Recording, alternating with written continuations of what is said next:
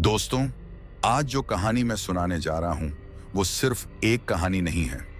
ये उस काली साधना का राज है, जिसे सुनते ही इंसान की रूह कांप उठती है और शरीर के रोंगटे खड़े हो जाते हैं। ये कहानी है अंधेरे की, उस रहस्यमयी शक्ति की, जो रात के सन्नाटे में जिंदा हो उठती है।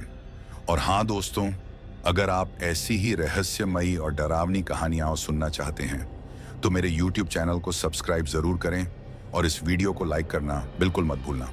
तो चलिए, अब देर न करते हुए शुरू करते हैं डायन की साधना की कहानी।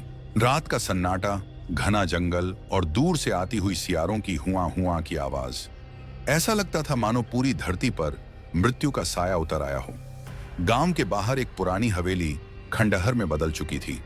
दीवारों पर उखड़ा हुआ पलस्तर, टूटी खिड़कियां और छत से लटकता चमगादड़ों का झुंड उस हवेली को और भी डरावना बना देता था।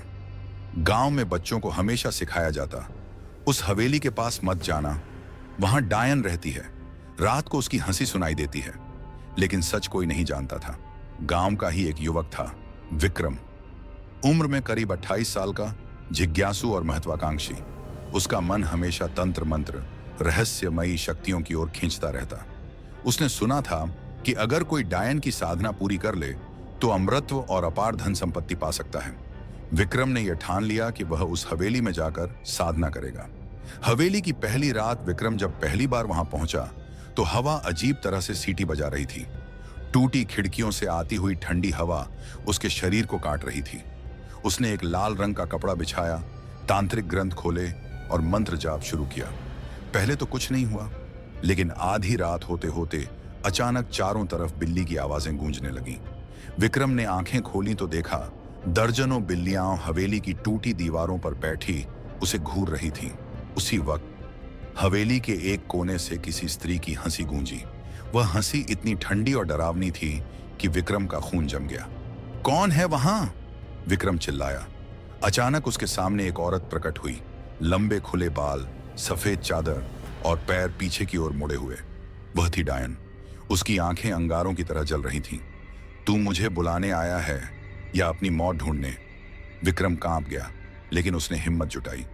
मैं साधना करना चाहता हूं, तेरी शक्ति पाना चाहता हूं। डायन ने एक ऐसी हंसी हंसी कि हवेली की दीवारें हिल उठी। ठीक है, लेकिन याद रख, मेरी साधना अधूरी छोड़ी तो तेरी आत्मा कभी मुक्ति नहीं पाएगी। विक्रम ने हामी भर दी। उसे पता नहीं था कि वह किस मौत की तरफ कदम बढ़ा रहा है। साधना की शर्तें। डायन ने विक्रम को 3 शर्तें दी। 7 रातों तक बिना डरे हवेली में रहना होगा। हर रात उसे काले मुर्गे की बलि देनी होगी। आखिरी रात उसे अपनी ही खून की बूंदें चढ़ानी होंगी। अगर इनमें से एक भी नियम टूटा तो उसकी आत्मा डायन के हवाले हो जाएगी। विक्रम ने सहमति दे दी। पहली रात काली आंधी चली, दूसरी रात सैकड़ों कौवे हवेली में घुस आए, तीसरी रात टूटी खिड़कियों से खून टपकने लगा। लेकिन विक्रम ने साधना जारी रखी। हर रात डर बढ़ता जा रहा था। दीवारों से औरतों की चीखें आती, कभी कोई उसे छू लेता, कभी उसकी गर्दन पर ठंडी सांसें महसूस होती। लेकिन विक्रम ने हिम्मत नहीं हारी। 7वीं रात आई। यह आखिरी और सबसे खतरनाक रात थी। हवेली के हर कोने से अजीब आवाजें आ रही थीं। पेड़ों पर लटकते शव झूलने लगे। विक्रम ने अपनी हथेली काटी और रक्त की बूंदें चढ़ाई। तभी पूरी हवेली हिल उठी, जमीन फटने लगी और उस दरार से आग की लपटें उठीं। डायन उसके सामने आई। उसकी आंखों में अब और भी डरावनी चमक थी। साधना पूरी हुई, अब तू मेरा है। डायन ने विक्रम के सीने पर हाथ रखा। अचानक उसकी आंखों के सामने अंधेरा छा गया और वह एक दूसरी दुनिया में पहुंच गया, जहां चीखें ही चीखें थीं, हड्डियों के ढेर थे और सिर फिरे तांत्रिकों की आत्माएं भटक रही थीं। ये कहां हूं मैं? विक्रम चिल्लाया। डायन ने उत्तर दिया, यह है मेरी दुनिया। यहां सिर्फ वही आते हैं जो मुझे पुकारते हैं। अब तुझे मेरी शक्ति चाहिए ना? तो सुन, इसकी कीमत है तेरी आत्मा। विक्रम समझ गया कि उसने एक बहुत बड़ी गलती कर दी है, लेकिन अब वापसी नामुमकिन थी। बलि का खेल। डायन ने उससे कहा, अगर तू अपनी जान बचाना चाहता है तो 7 मासूमों की बलि चढ़ानी होगी। हर बलि के साथ तुझे और शक्ति मिलेगी। विक्रम पहले तो डर गया, लेकिन फिर उसके मन में लालच जाग उठा। उसने मासूमों की बलि देना शुरू किया। हर बलि के बाद उसका चेहरा बदलने लगा। उसकी आंखें लाल हो गईं और उसके शरीर से अजीब धुआं निकलने लगा। अब वह इंसान से ज्यादा एक दानव बन चुका था। गांव में अचानक लोग गायब होने लगे। बच्चे, औरतें, और कोई नहीं जानता था कि यह सब कौन कर रहा है। लेकिन गांव वाले धीरे धीरे समझ गए कि हवेली में साधना करने वाला विक्रम ही इस सब के पीछे है।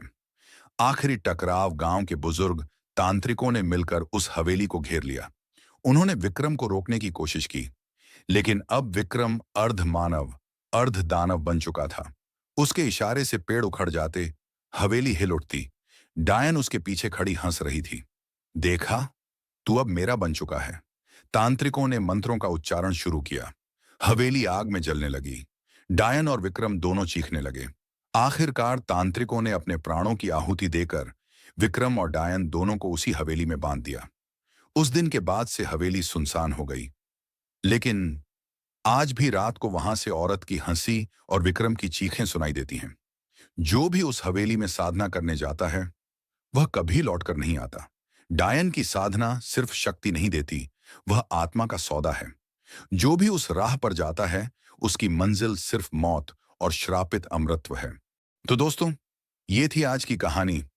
अगर आपको हमारी मेहनत अच्छी लगी हो, तो प्लीज इस वीडियो को लाइक और चैनल को सब्सक्राइब जरूर करें।